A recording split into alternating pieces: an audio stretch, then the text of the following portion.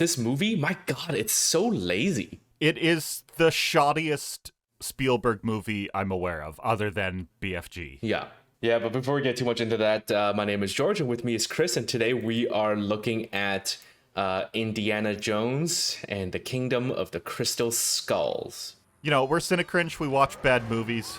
This is not on all marks like the worst kind of movie. No. It is still a Spielberg movie. It's not a like crushingly terrible movie. It's not in the New York Minute category or God forbid the Mac and Me category. This is a different type of bad. And that's the biggest disappointment of all, you know? It was so mediocre, but because it has such great ingredients that it turned out so mediocre made it feel much worse, I think. Yeah, I think we're just trying to be very clear that by saying this is a terrible movie, we're basically like we're marking on a curve, essentially. Mm-hmm. And this isn't as terrible a movie as lots of movies, but for a movie made by these people, it is unbelievable. When I saw Cate Blanchett show up with like that awful haircut and that awful accent, I was like, you came off of Lord of the Rings, Elizabeth, I'm Not There, and then this. I'm sure the payday was great, but my God. Where is it you would imagine I am from, Dr. Jones? All the movies start with a giant intro. That's true. We open with a CG groundhog, which was an early sign to us that we were not in good indie times here. Why is that? Do you know what the story behind the groundhog is? Why? Because it keeps showing up, too, throughout the movie. I didn't get the joke. I thought it was just supposed to be cute and funny. I don't know. This movie's so much like sillier and more... I don't want to call it more kid-oriented, because it is kind of the same as the other ones, but it also just felt like so much more cartoonish than the other ones, which are very cartoonish. Just, there's something uniquely weird about this one, maybe because of the CG, which I'm sure we'll get to. Yeah, it has a bit of a late 2000s Lucasfilm vibe to it, which is like showing off just because you can. Yeah, right. There's no rhyme or reason as to why anything happens. It's just like, it's flashy, let's do it. The main thing that I came away from in this opening sequence is like, this movie just went overboard. All the movies have these big opening sequences, but I feel like, I haven't seen any of the other indie movies for a long time, but I feel like the rest of them feel a little bit more self-contained. They're just like the opening adventure of indie. It's now like those characters will come back later and whatever, but him running away from the giant rolling boulder or the Adventures of Young Indiana Jones and Last Crusade or whatever. Those all felt like these like little sequences that were just like a James Bond teaser sequence. Like they're just there to get you into the vibe and put on a good show right from the start. Whereas this one establishes like character lines and through lines that are going to carry through the entire movie. It establishes these stylistic jokes, like we're in the 50s now, so we get what I took to be like an American graffiti joke with these cars racing each other and stuff. A betrayal by Ray Winstone, which is one of the things that just felt like a bridge too far for me. There's a betrayal in the original. Alfred Molina like betrays him, throw me the idol, I give you the whip or whatever. In that one, he's just being betrayed by a character that we're suspicious of the entire time. In this one, the betrayal is like a character that there's like all this backstory with, and we're supposed to feel like emotionally invested in this betrayal after having watched these people together for like 2 minutes of screen time. All Indiana Jones does is like drive motorbikes and punch Nazis. It doesn't need to be jumbled like this. And this leads into the main thing that I have. My biggest gripe with this movie is that the rules established by this movie changes on a whim whenever it's convenient, Because like it's easy to dismiss any kind of logical fallacies in a movie by just saying it's a movie, just enjoy it, right?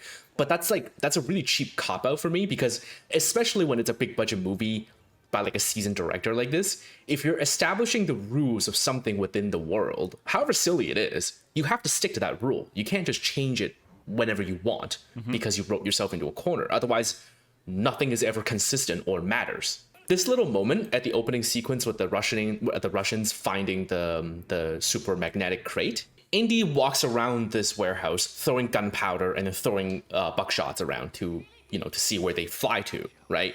Why is that not affecting anybody else's, like, their guns that's on their that they're holding? Especially because we even see that happen at other points in the movie. Exactly.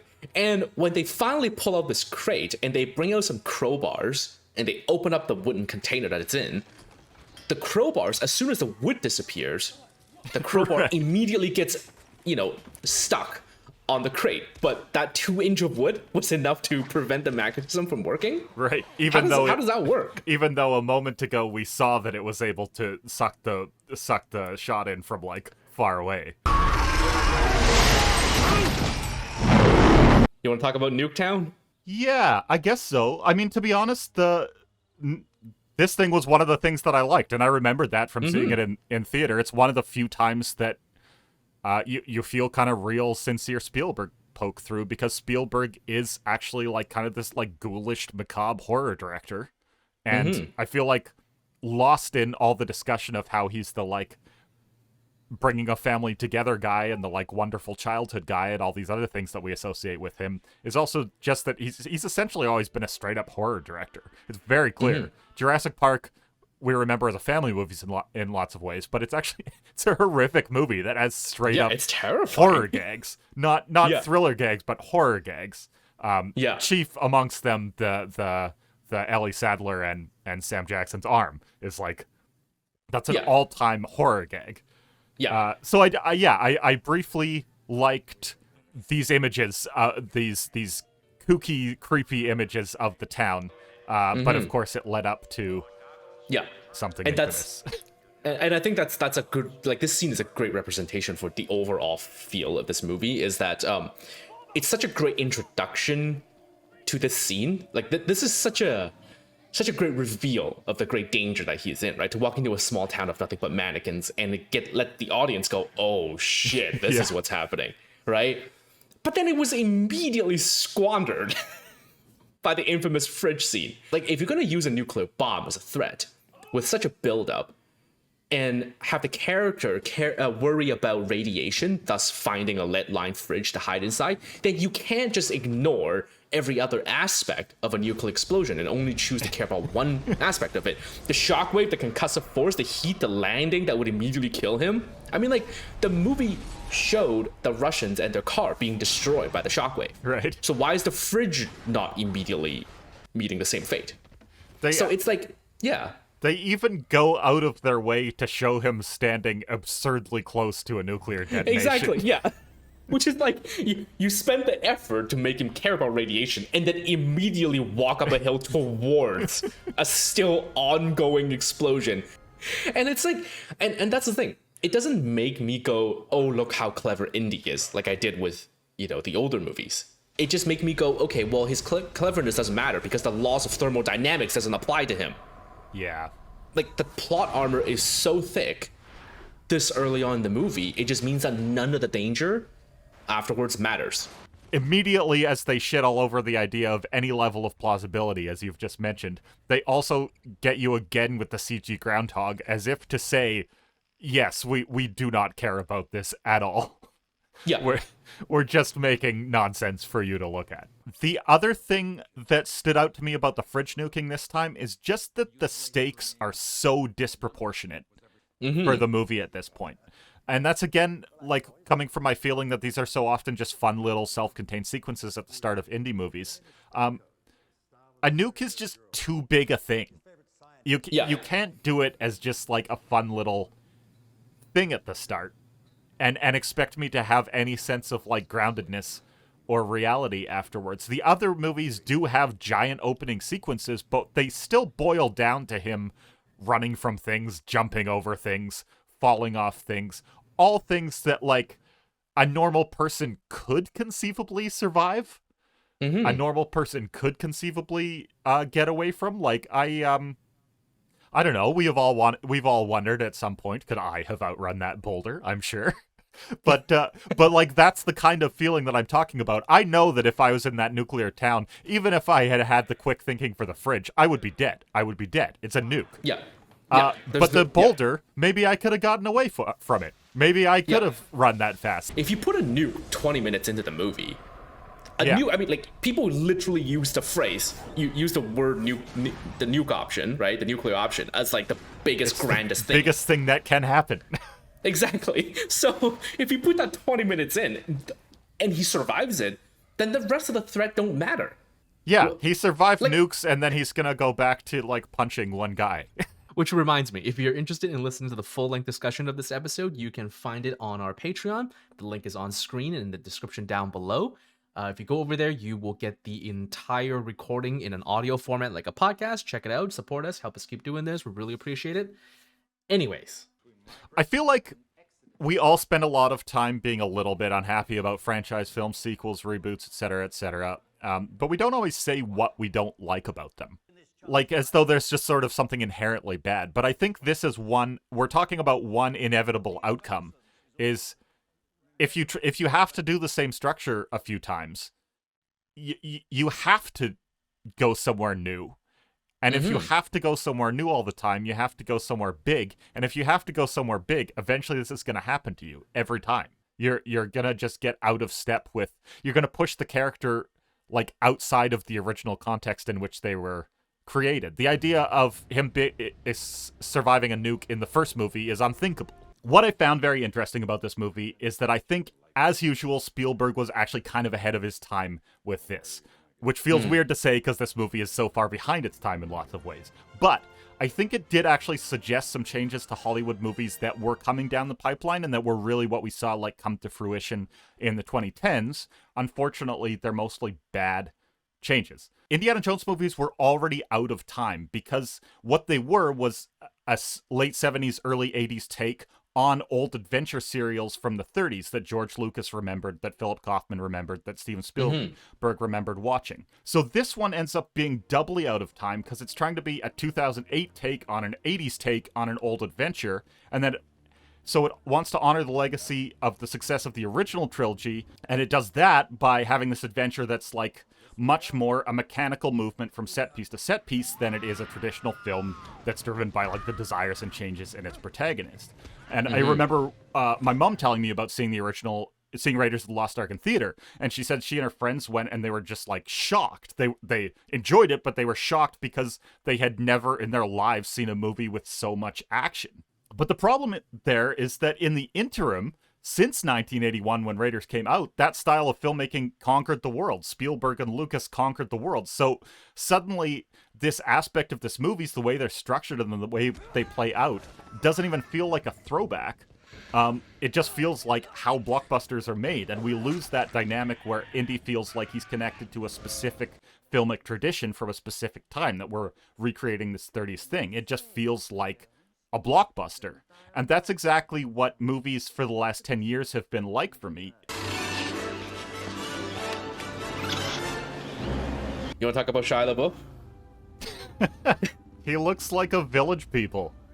He does. When he shows up. I know he's supposed to look like Marlon Brando in The Wild One or something, but he looks like a Village People when he motorcycles out of the fog. Yeah, I want to talk about Shia. Shia is one of the biggest problems in the movie, in my opinion. Yeah, absolutely. There was a time that Hollywood really tried to make him the next big thing. When you see him next to Harrison Ford doing scenes, you're like, this one guy is not like the other guy. Yeah. One's a movie star. One is a likable actor. I don't know. He's just not in the same league. He doesn't have the gravitas. He doesn't have the charisma. He's just not as cool. Despite the movie keep trying to force us to look at him in a cool light, like him with a knife trick. Yeah. He's not cool. Harrison Ford doesn't have to do anything. His silhouette is cool. Right. I think one thing we might be bumping into there, and we haven't talked too much about the general 50s stuff that goes on in this movie, but for me, the indie archaeologist look, it just straight up is cool, and I would think that was cool if I saw a person walking down the street that looked like that. And the 50s greaser is not cool to me.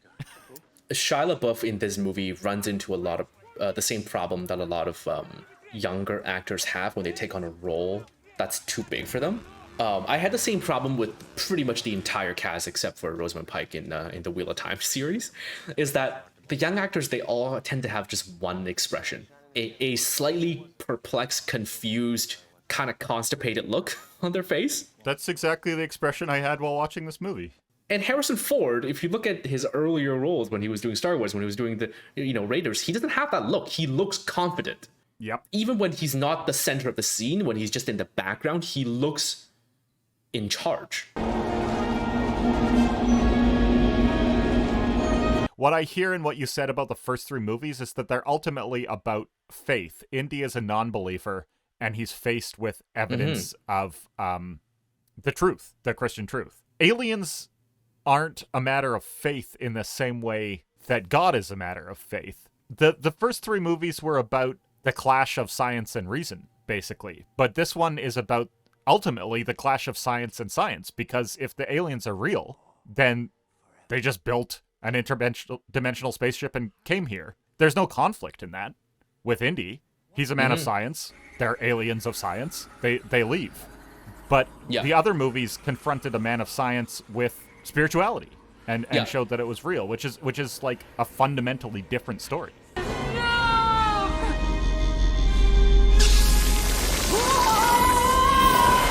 For this week's segment of making Kingdom better in our skulls, that doesn't make any sense, but whatever. That actually makes more sense than usual, I think. Does it? Oh, okay. I don't know, in our skulls, we're thinking ideas. I have a very, very short one. If they were gonna do like a new generation of Indiana Jones with his son, first of all, don't be Shia LaBeouf, but also I would almost pick somebody who's like a more modernized, violent type. You know, so because like the generation changes this, right? You have Sean Connery as the scholar generation. His son is the bravado American hero generation. Yeah. But with heart. And then you have the new generation that's more, I guess, like pessimistic. Yeah. And more violent. Yeah. And the lesson for him to grow is to learn the heart that Indy has. I like that idea, actually. Yeah, and you're really hitting on what the issue is, which is, like you said, like, they did the father and son and showed how they were different in Last Crusade. And then they just chose to have the son and grandson be the same character, which makes no sense. Yeah, so then how... That's the whole thing of generations, is they're supposed to, like, whipsaw back and forth because you don't want to be like your dad or whatever. All right, what about you? What do you got? You're right to focus on the son. I just want to say, you know what Caroline said that was, like, instantly correct? She was like, it should have just been his daughter. And I was like, oh yeah, of course, that's all that was needed to make this, like, a more interesting dynamic. It should have been his daughter, and he should have had to deal with a new generation that is a different gender. That's interesting. So... that's Caroline suggested in it, and it's better than mine. Yeah. So that's one.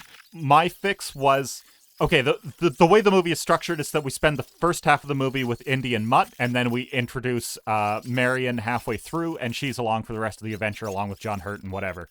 My fix would have been get Mutt out of the first half, reintroduce Marion where Mutt gets introduced, and have the first half of the adventure be about them and their bickering and their relationship, the same way, again, all the other indie movies are, because it's usually him on an adventure with a woman, which I think is more satisfying. And then introduce Shia at the midway point where Marion gets introduced currently, so that he's like suddenly this big complication for the dynamic that we've been watching for half the movie, rather than just like throwing in this new character who now we do some bickering and shtick with. That wraps it up for this week with Kingdom of the Crystal Skulls. It's definitely down there with some of the worst things we've ever watched. But next week we are coming back with a very infamous low budget bad movie, and that is 1991's Samurai Cop. We're finally doing something that, like, I think a lot of people have seen memes and references of. You think it's gonna feel intentionally bad or funny bad? I don't know if he is a samurai. I think it's gonna be unintentional funny. I think it's just straight up terrible filmmaking that is hilarious. Yeah. Okay. All right. Well, stay tuned next week for Samurai Cop. And press like and subscribe, and we'll see you next week. I got a bad feeling about this.